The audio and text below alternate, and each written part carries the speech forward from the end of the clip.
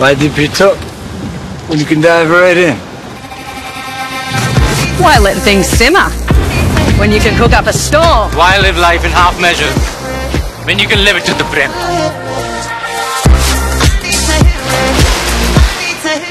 प्रचाराची आज सांगता होणार आहे आणि संपूर्ण महाराष्ट्राचं लक्ष लागून आहे ते अर्थातच बारामतीकडे, कारण बारामतीमध्ये अजित पवार विरुद्ध युगेंद्र पवार अशी थेट लढत आहे आणि खासदार सुनेत्र पवार या गेल्या काही दिवसांपासून बारामतीमध्ये अजितदादांचा प्रचार करतायत। म्हणजे काय नेमकं या सगळा प्रचार तुम्ही लोकांमध्ये जातायत, गेल्या काही दिवसांपासून प्रचार तुम्ही करतायत, काय नेमकं बारामतीकरांचं नेमकं काय म्हणणं आहे, काय वातावरण काय?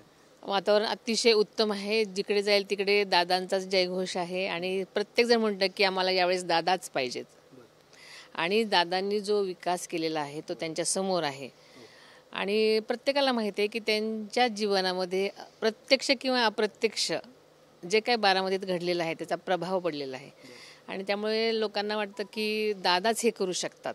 त्यामुळे प्रत्येकजण दादांच्या मागेच ठामपणे उभा आहे आणि दादांनाच मतदान करणं असं सांगतायत। ज्या पद्धतीने दादा विधानसभा निवडणुकीत बारामतीमधून ज्या पद्धतीने अजितदादांचं लीड असतं, साधारणतः 1.5 लाखांपर्यंत दादांचं लीड असतं, 1 ते 1.5 लाख, यावेळी काय नेमकं तुमचा अंदाज आहे? यावेळी सुद्धा बारामतीकरांनी निवडणूक हातात घेतलेली आहे आणि अगदी म्हणजे वयस्कर लोकांपासून ते युवकांपर्यंत सगळेच जण दादांच्या पाठीशी खंबीर उभे असल्यामुळे मला वाटतं मागच्यापेक्षा सुद्धा जास्त लीड होण्याची शक्यता आहे। काय अंदाज? नाही, अंदाज नाही, पण मी सांगितलं तुम्हाला की मागच्या वेळेपेक्षा सुद्धा जास्त लीड असण्याची शक्यता आहे। पण मग राज्याची काय नेमकी परिस्थिती असणार, कारण की राज्यात सुद्धा महायुती विरुद्ध महाविकास आघाडी अशी थेट लढत, राज्यामध्ये सुद्धा अशाच प्रकारची स्थिती असणार आहे कारण सगळीकडे दादांचे साधारणतः 50 उमेदवार आहेत आणि सगळेच निवडून येतील असा अंदाज आहे। दादांचे सगळे उमेदवार नक्कीच महायुतीचं सरकार येणार आहे, पुन्हा सरकार येणार आहे। दादा मुख्यमंत्री होणार महायुतीचं सरकार आल्यावर।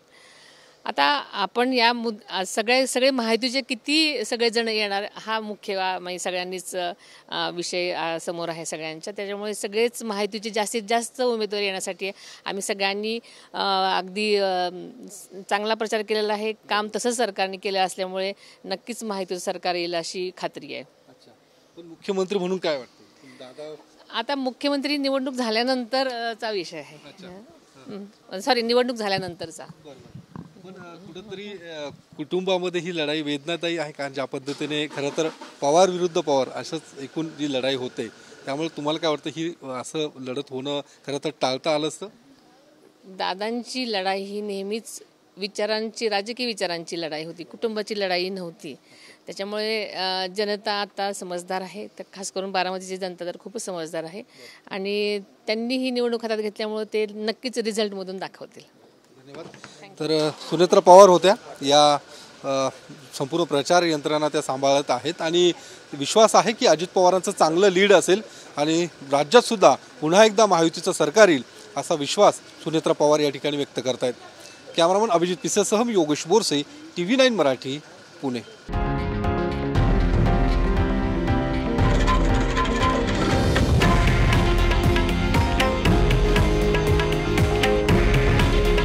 हे आहे देशातील नंबर 1 न्यूज नेटवर्क आणि आपण पाहत आहात TV9 मराठी।